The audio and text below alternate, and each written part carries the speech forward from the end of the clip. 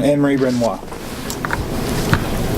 Hi. When you said the South, I just watched the news yesterday and seen what they're planning for Victoria. I thought it was very interesting, and I also share the understanding of the business located in that area who are afraid of losing business or paying higher tax because of the train. They're planning on building a LRT through town there. So, but when it comes to the corridor, I believe that we would right away, if we get into power, get the money needed to get the train going for passenger as well as carrying manufactured product, and also not just to fix it but to thrive.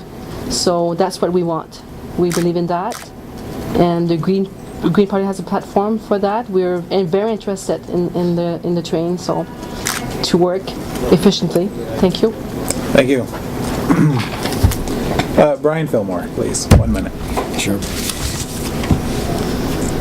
The Conservative government taking credit for the economy and for the money they have to spend around on a few of these things is like Yoko Ono taking credit for the Beatles. It's a joke, frankly. The priorities of the Liberal government will be for infrastructure and for families and taking care of this island. The ENN Railway is a vital, important link. It'll reduce our carbon footprint. It'll make our highways safer. And whoever gets elected has to be a strong voice to get those funds from the federal government in conjunction with the provincial government and take care of that right away. Jean Crowder, please. Well, Nanaimo serves a unique position on the island. It's a distribution hub for a significant part of the island. I think it serves roughly 350,000 people. So the transportation here needs to be an integrated transportation system. So you need investment certainly in rail, both for freight and commuter. But because we've got the airport close by, we've got a port, and we've got the rail lines plus a road distribution network, you need an integrated system. So there needs to be that investment in that infrastructure. Right now, I think an immediate and pressing need is around the rail line. I know that I mentioned earlier that the ENN rail station has been upgraded, and I know that people are looking for ways to make that part of that integrated transportation hub by having the line upgraded so that it can serve more freight traffic, and that would also alleviate some of the congestion on some of the highways. But again, it's the lack of integration at the national level as well from a transportation strategy, and so we also need a national transportation strategy that can start working with our municipalities and provincial governments. Thank you. We're back to the top of our list again. Anne-Marie, this question is for you. What advice do you give constituents who are opposed to low-barrier housing strategies designed to combat homelessness among our drug-addicted and mentally ill population in Nanaimo and Duncan? Are we talking about wet housing? If you choose to call it that, that is what we're talking about. Yeah, that's very difficult for me to speak on, and I understand the parents of the student at Quarterway School being across the wet housing, but I do support housing for drug-addicted, homeless people, and I, would say to anyone that we need to support them right away, right now. We need to build. We need to get the money, the funding. It's not going to get better if we just forget about it. We can't forget about it. These are real people with real lives. Their heart are beating. They have real feeling, and we're going to have to take care of them. That's the only way to show that we care. It's the only way to come out of this. So. Just because you have some time left, yes. Perhaps I'll ask you. So the question is what do you say to the people who are concerned about this? And what they are concerned about is decreasing property values and safety in their neighborhoods. I think everybody is compassionate. It's done, we can look at other country. We can look at other country that did the same, and I can say maybe Germany and some other country that has seen that there's been no problem if people work together. And I believe that Nanaimo has a good connection. I've been living here since 1998, and they work together so good. I'm talking about different agencies that we can provide a safe environment, and people do not have to worry about losing money on their house or property because of this. They don't have to worry at all. Not one bit. I don't believe so. Thank you. Brian Fillmore, 1 minute, please.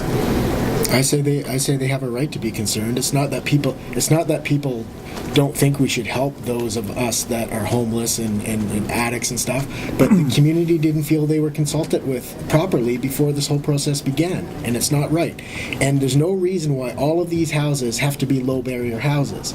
There's places like the Surfside Recovery Center who just called me recently, and they don't have enough funding. That's a place where an addict, in a moment of clarity, can walk in the door and say, I need help. And they get help right then, not come back next week when you clean up or whatever. So, and having a brother who's an addict, I can tell you, you would not come through the Surfside Recovery Center and then go stay in a wet house, which is what it is, and have people using right in the rooms. You're not going to get better that way. So maybe we need one wet house. Maybe we need to be careful where we locate that. But maybe we could have one of them as wet houses, and why can't the other ones be dry houses, so that people that want help can get through one of the many recovery centers that we have and go live in a place where that's clean and they don't have to smell drugs.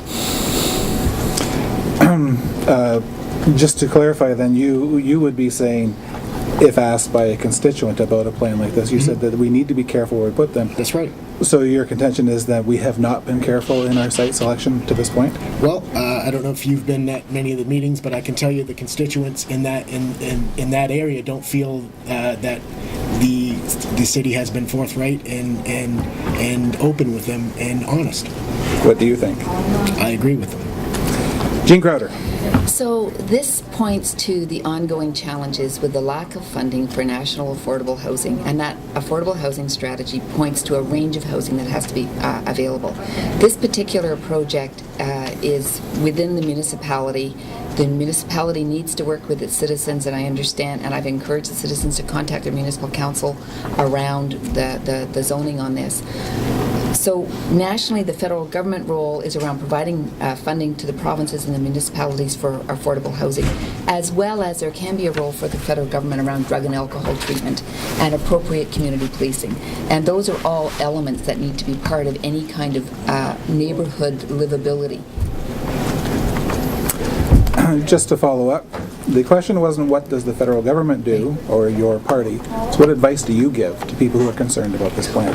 I've actually met with the residents there and have walked around the area, and so the advice that I have given them is work with them on how they work with their council about the democratic process, around what public hearings look like, about what kind of information that they need to prepare for, what kind of presentations that they need to do.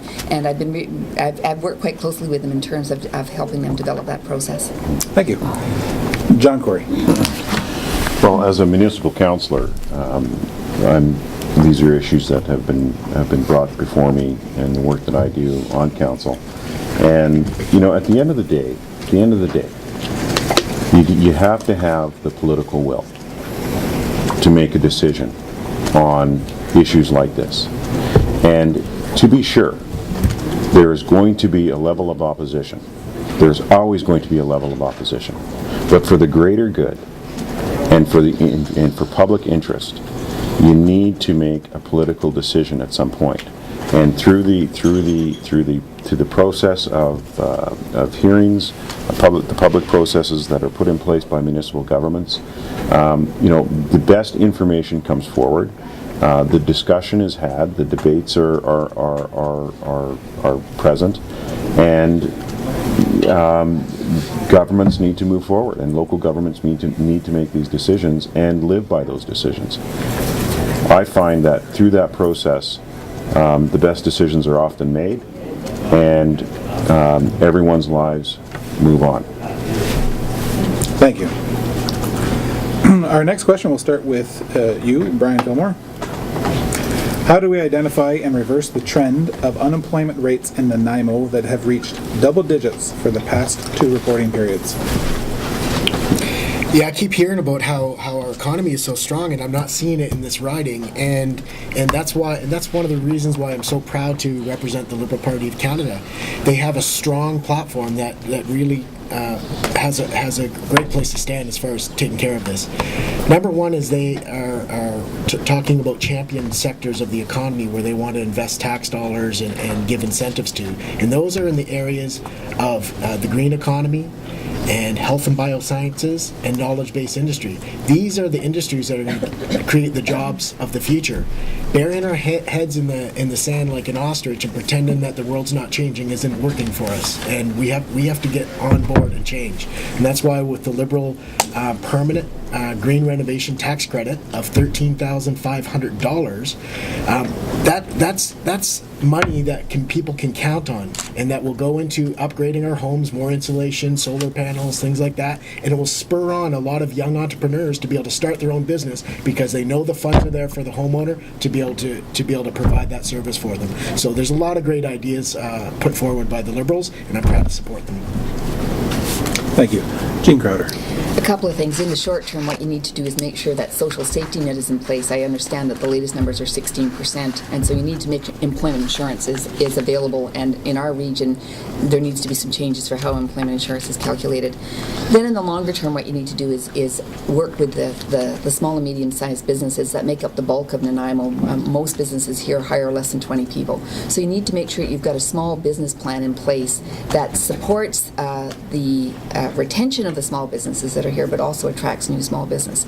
And there's a number of things that New Democrats have proposed, from reducing the small and medium-sized business tax from 11 to 9%, for providing up to $4,500 of tax credit as an incentive for local new hires, looking at the credit cards. I mean, that's one complaint I hear from small businesses, that it impacts on their ability to do business because they're paying such high credit card rates. They have no control over what those cards look like when they come in the door. HST, a lot of the businesses in this area are a service sector, and the HST is impacted on the service sector. So, of course, you know where I stand on the harmonized sales taxes. Get rid of it, depending on the referendum. Thank you. John Corey, please. Yes, well, telling Beatles jokes about the economy is one of the reasons why the Liberals are doing so poorly in this election. And the NDP voted against every economic stimulus, every job-creating, every tax-reducing measure that the Conservative government has put in. The Prime Minister has said, it's one thing to have the economy trending in the right direction, but we need to make sure that the jobs come along with it. And that's what we are focusing on. Broad-based tax reduction for small business and job creators in this country are ways in which they can reinvest in their business, grow, and expand. We need to ensure that we bring in that next phase of the Canada Economic Action Plan in this riding, one that has already created thousands of jobs in this riding, and we need to continue for the infrastructure development that's being made here, that the opportunity that it's created for the future continues to flourish and be viable. That's what we're focused on, and that's what Canadians want us to do. They want us to focus on job creation, low taxes, and making sure we have a stable economy going forward. Thank you. Anne-Marie, please. Well, one of our main issues is first is green job, and there's such a spin-off from that. And again, in Germany, we've created 400,000 new job in the green economy, and green will be turning the old industry of blue collar into green collar job. We'll invest in renewable energy efficient system, wind, solar, tidal power. We'll expand passenger rail and make sure the Island Corridor Railway gets the funding it needs to survive and thrive. And I can think right now of all the organic farmers and farmers that can turn to organic farmers. Jingle Pot, Cedar, Wellington, and we have it right here in Nanaimo. And a lot of people growing their own food, and right there, that's an economy, and we support that completely. And you can see more of our platform at www.greenparty.ca. Thank you. Thank you. Sorry, I've been all the way through, haven't I? Lost my spot. Gene. I think it's Jean. Gene, yes.